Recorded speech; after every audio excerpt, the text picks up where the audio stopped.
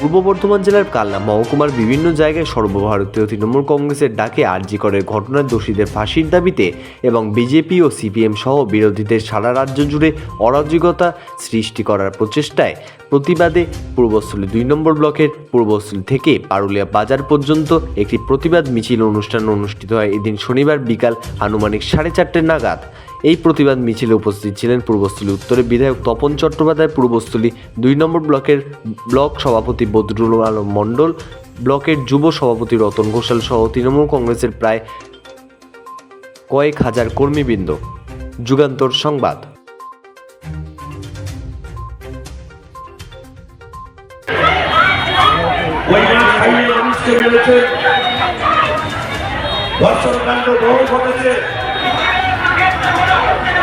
কত মানুষকে ফোন করেছে কংগ্রেস জমানা ৪২ জন ফোন হয়েছিল, তাই তাদের কাছে জ্ঞান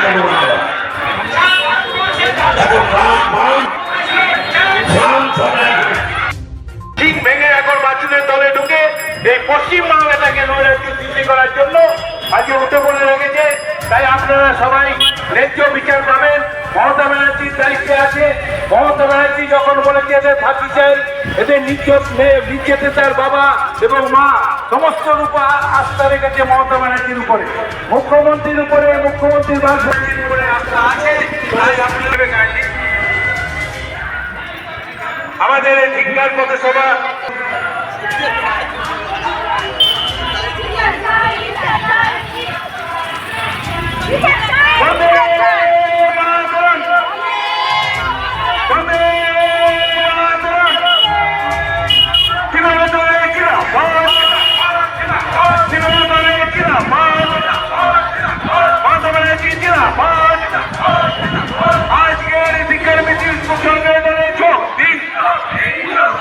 আজকের ভিক্ষার মিছিলে দলে দলে চোখ দিন।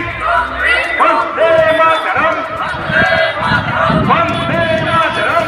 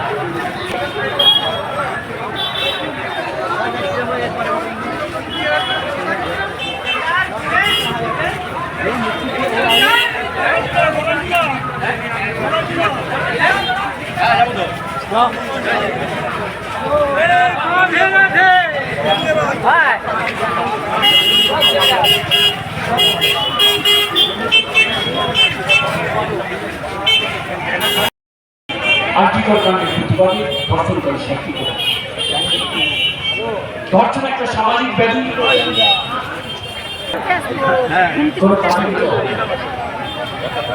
সারা ভারতবর্ষে হচ্ছে, কিন্তু বাংলায় বাংলার যে পরম্পরা সেটাই হওয়া উচিত। স্বাভাবিক কারণে বাংলার এই ঘটনার পরে আমরা